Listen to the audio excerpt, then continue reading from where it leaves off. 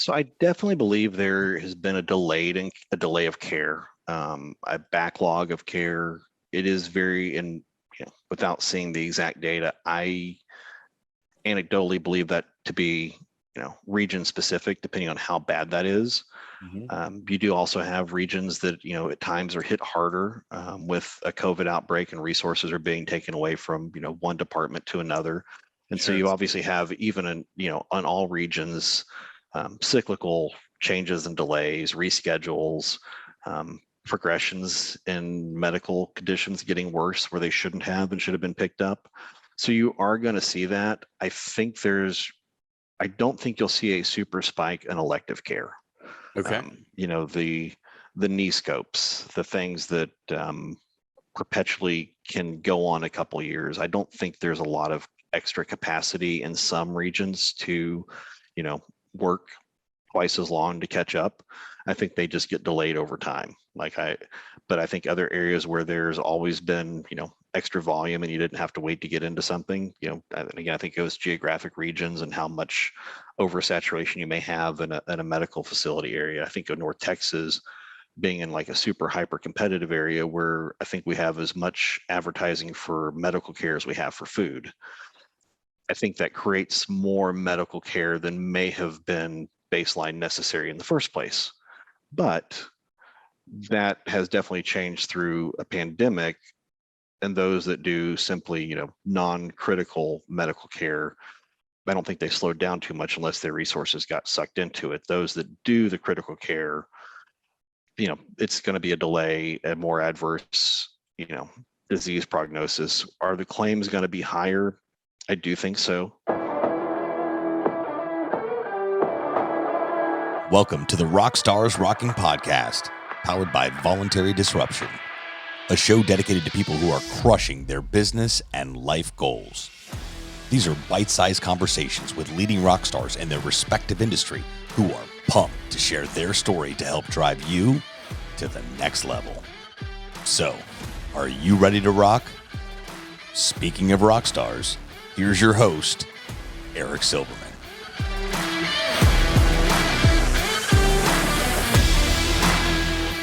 Hey, rock stars, welcome back to another episode of Rockstars Rocking. And boy, do I have a rock star of all rock stars with me today. Everybody welcome and meet my good friend, Bret Brummitt, founder of Generous Benefits out of the greater Texas area. I can't give you one city because this guy's a roaming nomad. We're going to talk about that.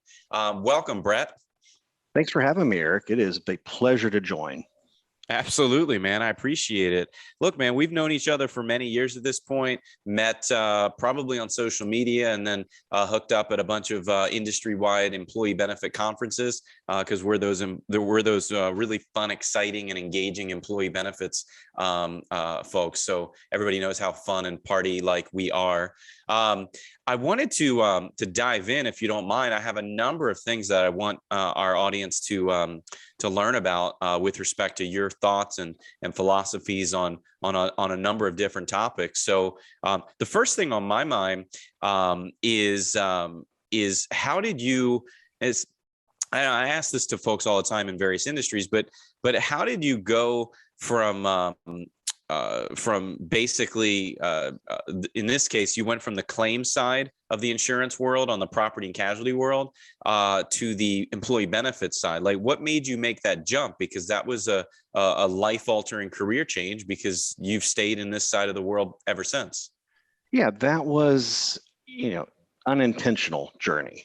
So right out of college, I had went to college with one pursuit in mind originally, which was go into seminary, go into the pastor world, and my minor was in criminal justice. Through my experiences, That's an interesting combo. Yeah, I know, of course, but I definitely gravitated towards the criminal justice side by the time I graduated. I'm actually only, I think, 4 hours short of a criminal justice degree as well, just because I minored and had a huge interest in it. And wanted to go at that point in time into, FBI law enforcement work. And I was told, go somewhere and be licensed, just go get some kind of license. So I ended up getting an adjuster's license, went to work for Geico, did the training, did the car claims, did the whole fun recorded interviews with, both parties every time they had a fender bender, or learned to pull, the glorifying police records. And that was my first job. I at that then was looking, moved around, didn't really know what I truly wanted to do with my life at that point, because, I finished with college with a psychology degree, desired to go to ministry, and deciding that's neither of those things were for me with a college degree. And ended up, applying to a police department, had an offer to work at the Bryan Police Department, and had that moment of, I don't know that this is for me either. Called a gentleman I knew who had a Mutual of Omaha agency, introduced me to someone else. And the next thing you knew, I was in a sales role at Mutual of Omaha, because at least as I looked at it that way, at least I wasn't working night shifts. And that became a whole year of learning how to sell. And I believe when all was said and done, I probably owed them more money than I made that year. Oh, geez. I learned all kind of great insurance terminology, like chargebacks and draws and advances. Sure. It was a different time, but great experience. I learned a lot about products that I don't sell that much anymore, but I did learn at least about having the conversation between a buyer, a seller, and finding out what was necessary to, appease a void, figure out what they needed, and hopefully, and at that point in time, I remember having sleepless nights on advice, and feeling like I was always unsure of myself, but hopefully giving good advice to someone in the moment. So did you have a defining moment when you were at that agency in Mutual of Omaha where you said you want to continue into the benefits world, but you wanted to be more in the actual major medical health benefits world? And was there a reason? Like, was there a purpose? You wanted to have a greater impact to help people? Like, was there anything specific? I hated selling life insurance in the evening to a couple. We worked the fun, mortgage leads. So I was always having appointments with first time or new homeowners, selling the need of the mortgage coverage for life insurance, and having to sit down at a table, paint the gruesome picture, killing off at least one spouse, what's the financial deficit for the next one, and then roll in some layers of, what do you need for your kids? What do you want for your life? How many more years were you going to work? And basically, it was a sales process to back into, how am I going to milk this person across from me for $100 a month in premium so I can make what I need to hit a sales quota? Now, that's a little bit reductionist of what it really was, and that's not the mentality I went in those sales with, but it was essentially the numbers that needed to occur to be, sustainable in that role. And I very soon gravitated to the group health plan, the work site sales, the conversations with the shop owners. It was something that I was comfortable with. It was it was business to business. Yeah. It was daytime. Yeah. And I had run, self-employed, young kid stuff. So I had a lawn business. I had a small engine lawnmower repair business on the side. I repaired people's cars. I was I could turn a wrench with pretty good skill. And so I was always able to make a couple $100 whenever I needed to. And that led me into having a very good conversation with small businesses and small business owners, as far as, knowing the lingo, knowing the mentality. I could walk into a place, as long as it wasn't super professional, and strike up a conversation. I knew the timing of especially a mechanic shop. So that woodworking, mechanic shops, those industries I gravitated to early, had sales success doing, essentially employee benefits at that time, even though I don't think I knew the words for it. And that was what I enjoyed more. And as I matured through that role, moved back to the North Texas area, out of the Bryan College area, tried that one more time, and eventually left the Mutual of Omaha nest and went over to, a full-fledged employee benefits firm, where I still had advances on commissions and draws, but was preached early on to get out of that as soon as possible, to getting into an as earned world. Sure. And that's been very, very fruitful to my success of not having that angst of being able to build a sustainable, block of business or agency. So you've been in the employee benefits world collectively for more than 20 years. And very similar to me, dates wise, you literally started in the insurance employee benefits world right in the same year I did, 98, 99. And a question I'm curious for you, I mean, looking back 20 plus years later, I imagine there's things you would have changed, but all in all, are you happy you've been down this road? You've gone down the journey of employee benefits, which was a total accident. Yeah, total accident. I mean, there's some sense of grandiose ego that says, why didn't I do something else? And could I have cured cancer at this point? But once you get that, delusion away, what I've been able to do, the career path, the time with, either my family, raising kiddos, doing everything else this has afforded, being able to bring on employees, helping the employers, it has been a very rewarding journey, and the experiences that I have gotten to make, the insight I've been able to gain, being party to conversations that I had no real merit at being at the table to learn from. It's been a super rewarding, and I feel like after 20 plus years, I'm actually able to recognize some of that to impart wisdom through stories at time, and hopefully some amount of humility of still knowing that I am invited to a table in a discussion which I probably don't have the merit to be weighing in, but if I can leave with a little bit of something that is useful and impart that to someone else, then I call that success. I like it. I like it. Well, I mean, look, it wasn't long ago. I mean, it was right at the end of 19. Little did we know we were in for a rude awakening in 2020. But at the end of 2019, you left a big firm where you were a managing partner for a long time and a consultant, and you went out and opened up where you're at now, Generous Benefits. I mean, you said it earlier. You've had an entrepreneurial mindset forever. But what was a catalyst that made you say, you know what, enough's enough. I want to start this over again and do it on my own? Yeah, at that point in time, I was really starting to gravitate to wanting to do more agency consulting, more coaching, a little bit more tech consulting for insurance agencies. And I didn't feel like it was super fair to take that kind of route inside of another agency, that wasn't the mission goal for that, but serving other agencies, while it does serve employers, didn't serve that agency so well. At least I didn't want it to be that huge conflict about why are these resources being not accountable and over here. And so I wanted to create something a little bit different. Generous Benefits itself was the concept of more of a book or a writing than an actual insurance agency in the beginning. It was a formation of my looking on about a 5-year journey about what kind of stone have I not turned over, looking for good solutions. What else is out there?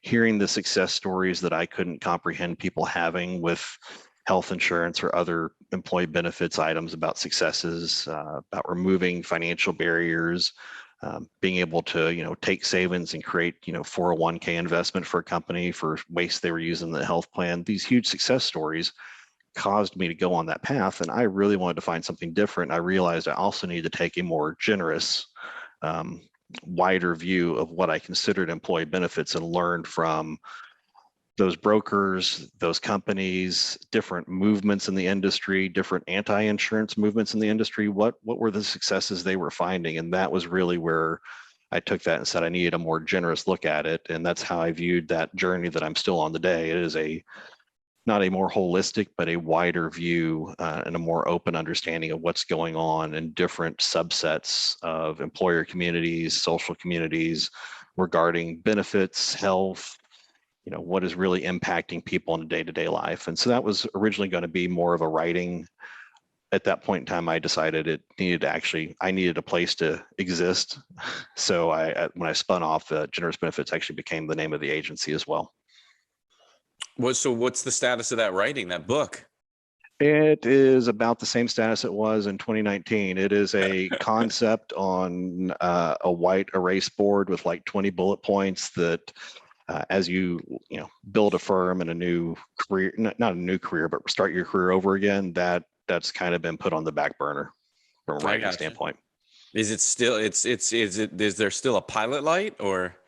I would say there's a pilot light, though there's not a lot of stuff being pumped towards it these days as far as a true writing. Pump up those BTUs, man. Yeah, we will get there at some point. Right now, I have a general concept of where I want the agency to be, to when I can start being a little less focused on sales and education internally to get back to that. And we have grown a lot in the last, year and a half. We had a really successful year last year, and this year we're having a very successful year hiring and training to support the success we had last year. So, like any business, we're going through the growing pains, but I am extremely hopeful and grateful for every moment, every team member, everything we do along the way things have fallen into place way easier than they should have. So you do have that little black cloud above your head that goes, when's it all going to come crumbling down? But honestly, from the team that I've assembled, I have nothing but hope we're going to, continue to grow and get to that level that I want to get this place to, as I make it the foundation for really the rest of my career. Well, let's talk about it. I mean, I saw you, I don't know if it was a few weeks ago, you're pretty social on LinkedIn and so forth, and you made a post about, and I don't want to butcher by paraphrasing, but in my memory, it was something to the effect of, this year you're trying to be more intentional with your team members. You're bringing aboard new people, you're training them, you're supporting everything from last year's growth. Can you elaborate a little bit? I might not have used the right word, intentional, but be more in the moment, have more conversations and more calls and more Zooms. And I think that's what the genesis of the post was. Yeah, 20 years, right? You have a lot that exists in your head, and you have the problem that you can speed the delivery on your own really fast, but you can't duplicate and delegate if you don't talk out loud with what goes through your mind. Mm-hmm. And so trying to remember that I need to get from point A to point B, but there's actually 100 different steps along the way, and how to communicate those things in a more clear, less industry acronymed mannerism to someone else is really super important. So we've been working really hard internally, cleaning up our verbiage. We use Asana as our book of knowledge. So it's a software project. It's a project management software, but we use it for documenting everything inside the agency. And so that becomes something that we continually create notes in, review, create tasks in, update the names of our tasks. And we hired 2 more teammates this summer, and we also had an intern this summer. So three new hires essentially in 2021, which doubled the size of our place. So, it's a lot to take and create effective groupthink. Not that we all have to think alike, but we at least have to know where our center of reference is. And my goal is to make sure that the center of reference doesn't have to be what's in Bret's head, what's in Kalinda's head, what's in Leanne's head. I need to make sure that expands into more accessible routes. One of the things I think I find frustrating with larger entities is when the separation between knowledge and the end user. And so trying to find a way as we grow that we don't duplicate the sins of larger agencies, and that we have the ability to do that, review that, and take the time to really get everyone, know where to go, to feel empowered, and to be able to understand the why behind the what has been really intentional for us. So and all your folks, including yourself, you're all virtual. There is no physical office that everybody reports to every day, right? Yeah, we are a virtual team. I don't like going to an office myself. Mm-hmm. And, de facto boss. I don't want to ask people to do what I don't want to do because I feel like that creates a very bad employee environment. When the owner's not willing to go to work, it's fine as long as he's an investor, but not if he's active like I am. So I don't want to create that. And so from day one, I very much created a virtual workspace. Well, that was regardless of the pandemic. Like this was at the end of 19, you already made that decision. So you were ahead of the curve. Yeah. When, back 2000, 2002, ended up doing the single parent gig as a salesperson. And I adapted very early to not being in the office, forwarding the phones, doing everything virtual as possible, only showing up in the office between 10 and 2. Like I had a very condensed work day that I could be somewhere physically, or that I chose to be somewhere physically. And so I was very skilled and adept to it and enjoyed it immensely.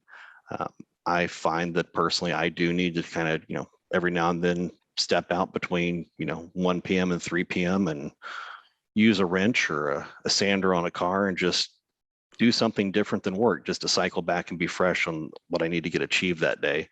And that was always very conducive in a work from home environment because I could always, skip down to a garage or go to the automotive shop and just do something different just to refresh myself.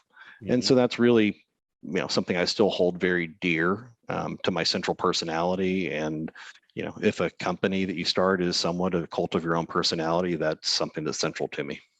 So talk to me about training virtually, right? I mean, it's a hot topic these days because of the pandemic. I mean, every company is still, and they're going to be still dealing with how do you onboard and then ultimately train a new producer or a new account executive or whomever on your team. And this is any industry, by the way. How do you do that in a virtual environment? Do you fly them in and you meet with them in person for a few days ahead of time? Is it all virtual? Like, how do you do it? So far, it's all virtual on our new employees. I've never seen them in a three-dimensional space. Now, our intern, I knew because she was a youth that played softball in the softball league in my hometown, and that's how I got introduced to her. And she applied, and wasn't looking for an intern, but I thought this would be a good exercise for us. And she worked out wonderfully. You'll actually see some of her employee navigator training videos she did for us over the time. So we honestly used her new hire onboarding and internship to start helping clean up and develop our training process. It is a decent catalog of online training videos. I mean, you can't, in a small firm, you can't stop everything for 2 weeks at a time and not have anybody answering the phones and the client needs. And so being able to stage out team trainings, handing off, delegating trainings, shadowing, online, virtual, Zoom, Google, whatever you need to use is definitely a piece of it, but we do have some self-training along the way. Team meetings, I generally don't like meetings. I'm not a meeting person. So I'm having to do more of them because I understand the need of making sure we talk through and have everybody on the same page. And if I say we need to achieve something, my definition of achieving and being done may not be super clear. I'm also not a very black and white person. If you ask me how something has to be done, I'll just tell you, well, it just has to be done. I can't give you the exact steps because I know you can skip the step and still achieve the same outcome. So I have to rely on my teammates to have a little bit more of a black and white approach to it. And I probably explain things with too many fruity words and how to get from point A to point B.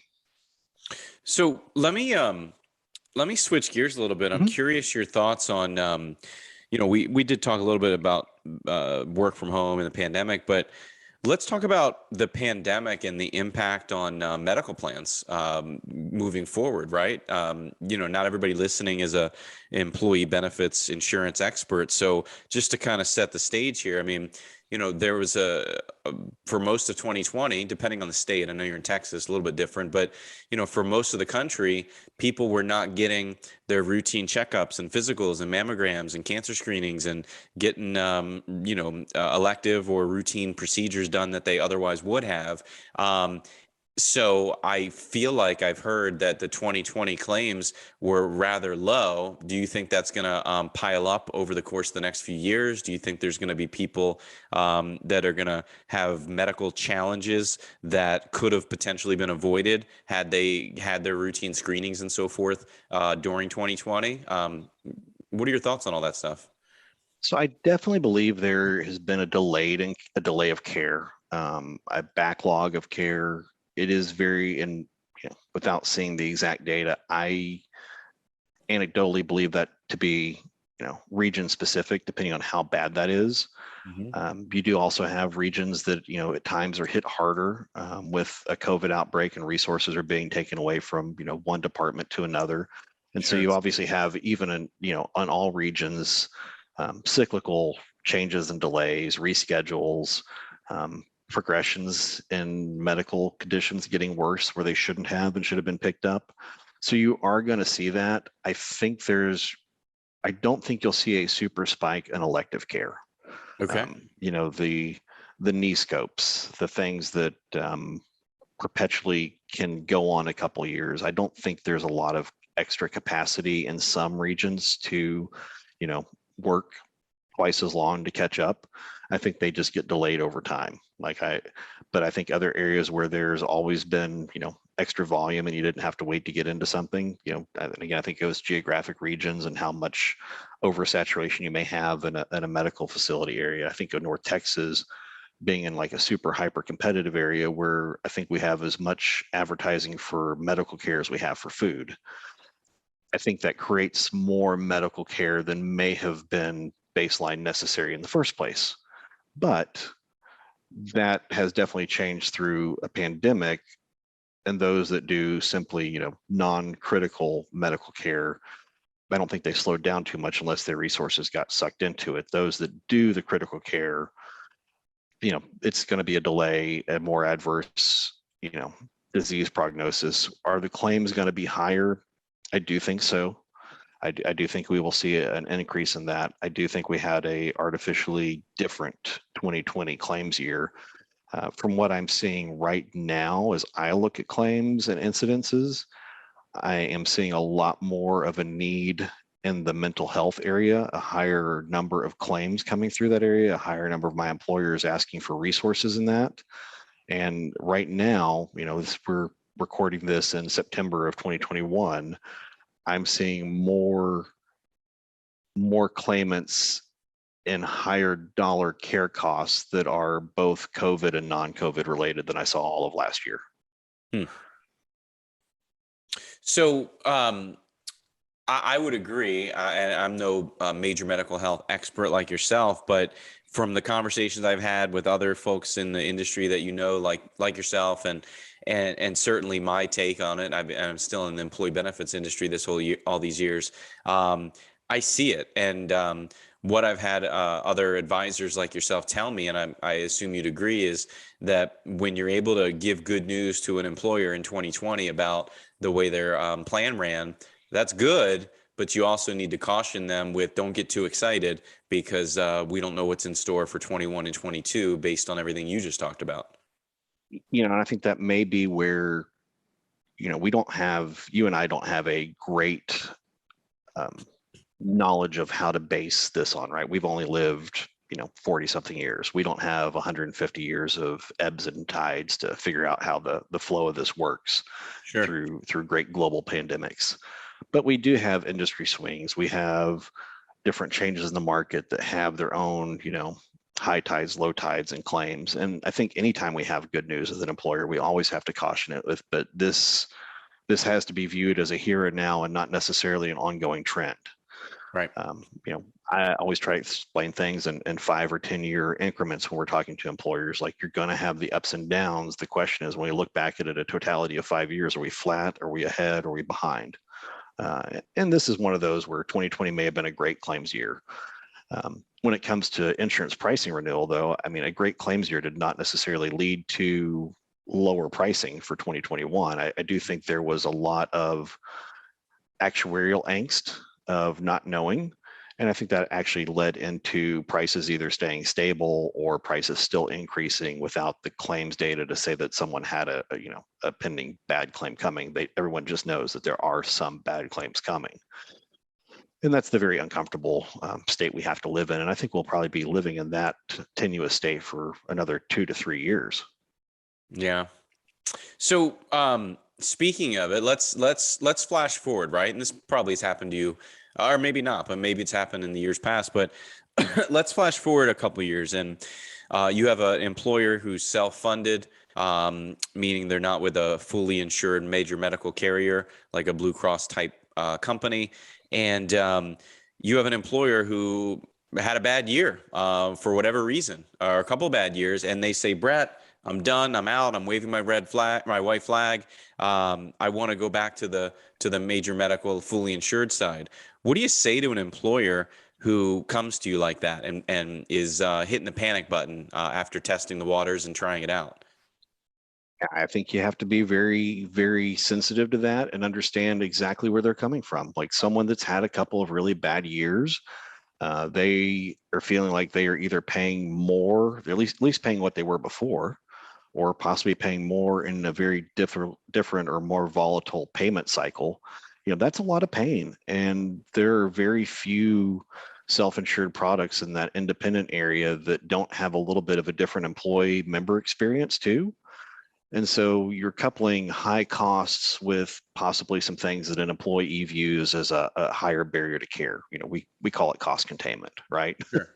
But cost containment comes with some kind of redirection or extra effort on the part of an employee going through a medical journey. Now, it's for their benefit in most cases, but it's not the way it's perceived most often. So you have high dollars, harsh employee feedback coupled together, and for sure an employer wants to say, can I just have what I had before? And I think you have to take them through that journey of absolutely we can do that. Let's look at what that would mean impact from a member standpoint, a company standpoint, revenue cycle, levelizing out in a fully insured versus paying a claims fund twice a month.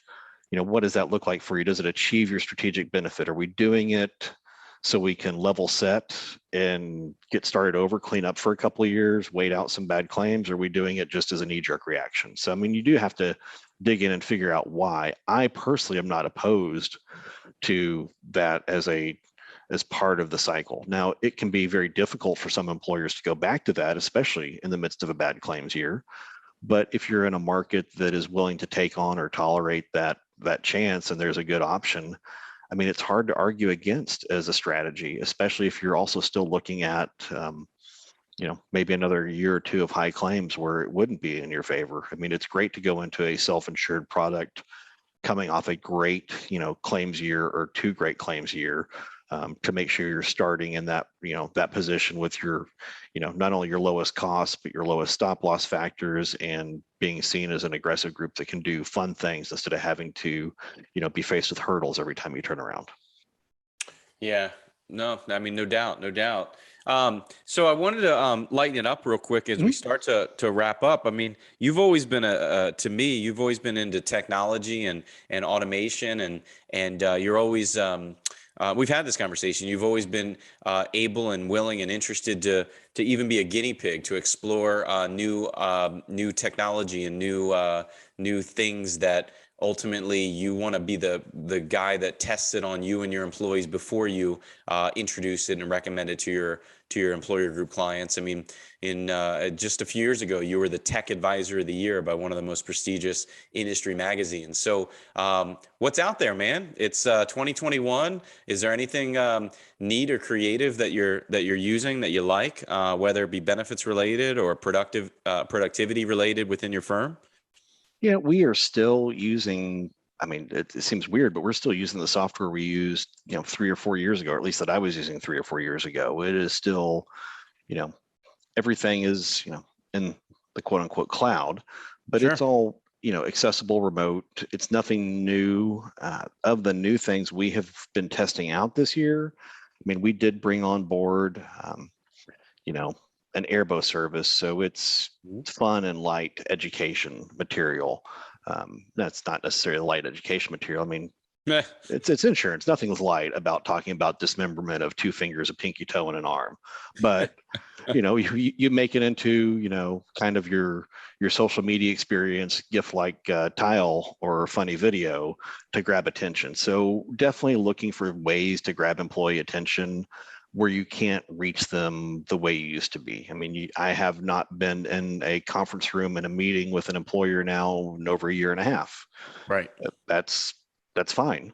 It's not a big deal. Like, we were prepared for that because we wanted to reach someone in a digital environment, a mobile environment, really, even before 2019 hit. It's something we've been looking for. How do you take the education message and get that in a member or employee's home at 8:30 at night when you're battling great television, great social media content, what people are remembering. Like, how do you get insurance technology and navigating the healthcare system into the lexicon of the children in a home? Like, that's a huge battle. Like, everyone comes out of college or their first medical experience saying, gosh, we were never taught how to deal with this. Right. The world is stacked against you in a healthcare journey. It's hard to navigate. No matter how much you cannot think straight when crisis, emotion, pain is involved, and being able to navigate a system in the moment, or much less having to go through the moment and navigate the billing system after the fact, is a huge burden. So how do you continue to help someone through that journey, know where to turn at the right time? These are all things we want to educate on early on. And this is back to my point of, you kind of have to make it ridiculous if it's going to stick. And that's a service that's helped us get some levity and some ridiculousness into the employees' hands. So that's been a service we've enjoyed. Everything else is really similar. I mean, it's online enrollments, it's Zoom meetings, text messaging services. Nothing is actually all that new or innovative right now, from what I'm seeing. And that's fine, because we have a long way to go in our industry to get everybody up to that speed. Like, Sure. we still run into agencies that are not even ready for, actually, I think everyone's actually ready for a Zoom meeting these days. And that's actually a huge shift in the last 2 years. Right. So everyone's come along a long way. I think the thing we're facing next is a lot of, in the insurance industry, and I'm sure in other industries as well, are how to appropriately use the technology, the 2-dimensional meetings, not to burn everybody out. I mean, we talked earlier on about training. You have to be very conscious of how long you're engaging with someone in a 2-dimensional area, because it takes a toll on the brain. Like, I see you, even though we're doing an audio recording, and my brain wants to go ahead and fill in all the details about what's on the back of your head. And that takes a toll to someone subconsciously after several hours. And it definitely has to be attentive. So I think we're going to have to learn how to use these mediums as a more sensitive manner, and everyone's going to respond to it differently. I know I can only do about 4 hours of Zoom meetings per day, and I will be mentally and physically burned out. That's That a may lot. that is a lot, but that may not be someone else's case. They may only be able to handle 30 or 40 minutes of it. Sure. And for our team, like, it's nice that we're all started remote. And so it's not weird to know that any given time I'm going to, like, say, oh, let's hop on and do this on a screen share. And, they get the Google icon, we're ready to go. We also live in a cameras on environment, because we know that we have to supplement the lack of seeing each other in the social aspect through video. Like, it's, emojis aren't going to cut it for our team. Like, we actually have to see each other to develop those personal relationships, to understand whether or not, is Brett frustrated? Is Brett tired? Is Brett happy? I mean, I had a whole speaking Brett series hangry. recently. Yeah, I mean, because I'm also one of the very flat affect people in life. Like, my happy and my angry look very similar. So it's super nuanced, and it's even more so, if I'm typing you a message. I got you. Well, I don't want to end our chat without talking about your coaching. You've been really big into helping other employee benefit broker advisors, whatever you want to call them, consultants, like you and I. And you've been doing that through the Q4 team. Can you expand on that a little bit and talk about why you're so passionate about coaching? Yeah, when it comes to like what I ultimately want to be doing with the second half of my career, like I feel like I'm in that second mountain stage. Like I had the first half of the career, that's good. I achieved what I wanted to, and now I'm on to the second area. And so for me, it's really about developing other insurance agencies. I am not as passionate on the sales side maybe as I should be. I'm more passionate about the operational and the service side. That's Mhm. just where I tend to gravitate to. Not that I don't do both. I mean, we do both sales coaching with agencies. I tend to focus a little bit more on the operation side in my coaching sessions. Like right now, I'm working with a group of account managers, and we're working on different topics of the life cycle of account, all the way from a new client handoff from sales to service. But really talking about how to make that cohesive life cycle, building that trust that someone gains in the sales process, all the way that trust, that torch is carried from a sales process all the way through a service process back to a resale process. That's what I'm working on right now with one of the groups. And that's been a super fun project, especially to really learn. I'm like a moderator. So I come with some content, but really the member agencies bring their own content, and watching those interactions agency to agency, trying to figure out what is applicable to a group in California to a group in Ohio is extremely refreshing to learn from. And that's been super empowering as I do that coaching. I also do some of the coaching on the technology side. Is it one service system that 4 agencies are using, and we get in the weeds on that. Like, so how is this set up? I mean, we see tons of technology in agencies that are sold and half deployed. Like nothing's ever really fully finished out or fully set up, or and then why doesn't something work for someone? Well, it's only half implemented. Sales got back in the way, service got back in the way, life gets back in the way. Nothing's ever a finished product in technology, and then the technology updates. So that's been really one of the more, that's the second leg of it that I enjoy a lot, is getting in, helping people with those, the technology piece of it. I mean, as you allude to, it's something that I enjoy, I gravitate to. People like you in the magazine say I'm actually kind of good at it.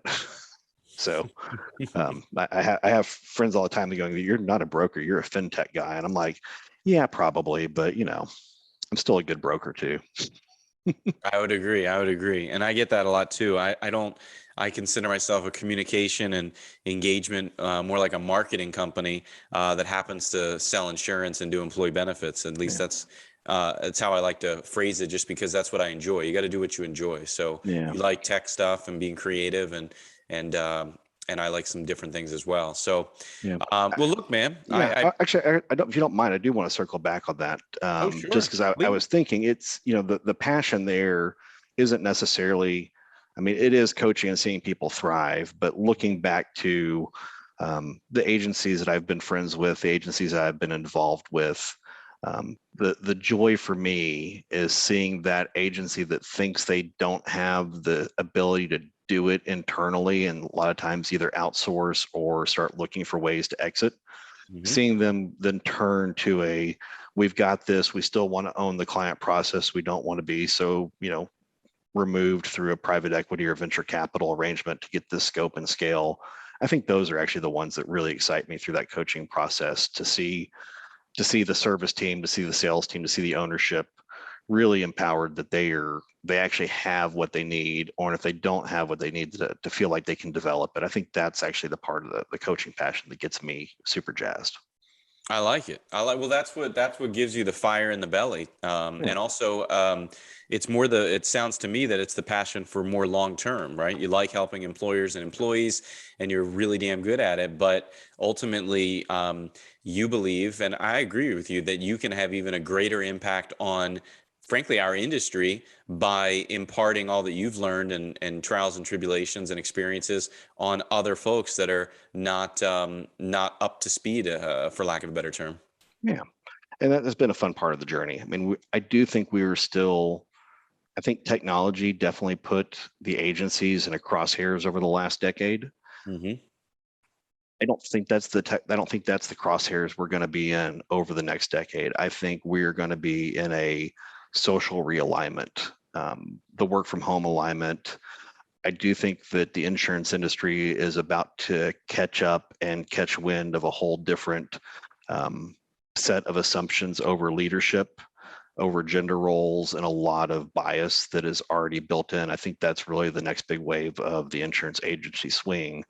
And I feel like it's one of the few industries that's far behind the times from at least the independent agency side and what they're about to experience. And so I think really, honestly, I think gender roles are going to be our next biggest moment in employee benefits, not only internally, but as the way it has been done and communicated no longer aligns with our clients. And so I think that's really the next biggest shift. I like it. Well said, man. Well, listen, I appreciate you coming on, man. It's always a blast chatting with you, and I learned more today than I thought I already knew you well. So I know that you're a big baseball guy. I know that you like cars. I know that you're a roaming nomad. You and your wife are trying to figure out where you want to grow up for the rest of your life. But I definitely didn't know a lot about the stuff that you talked about today. So I appreciate you sharing, and it's been a blast, man. So listen, real quick, I know you're on social media on LinkedIn, and I think your website is generousbenefits.com. Is that accurate? That is accurate. And then, it's LinkedIn is more of the industry insight.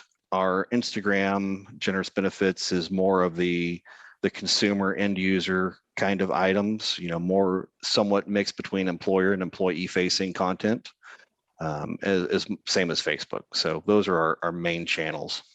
Okay, good. Well, if anybody is looking to reach out to Bret, for those that are not already connected or don't know Bret, you can find him on LinkedIn. You can find him there for social media. You can certainly find him from his website. And as always, of course, if you have any questions, thoughts, ideas, comments for either Bret or myself, please leave them in the comment section below. If you're watching a clip here on social media or YouTube, or you're listening on podcasts, wherever you consume podcasts, we appreciate it. And look, I always say it takes a village, right? I mean, I just show up and ask some questions and have some fun, but I have a team behind me that puts this together. I'm no tech guy like you. So for everybody behind the scenes at the Rockstars Rocking podcast, I'm Eric Silverman. Everybody is Bret Brummitt, and appreciate you all listening and watching. Thanks, Bret. Thanks so much for tuning into this episode of the Rockstars Rocking podcast. If you haven't done so already, make sure you're subscribed to the show wherever you consume podcasts. And if you feel so inclined, please leave us a review. 5 stars would totally rock. Until next time, Rockstars, keep rocking.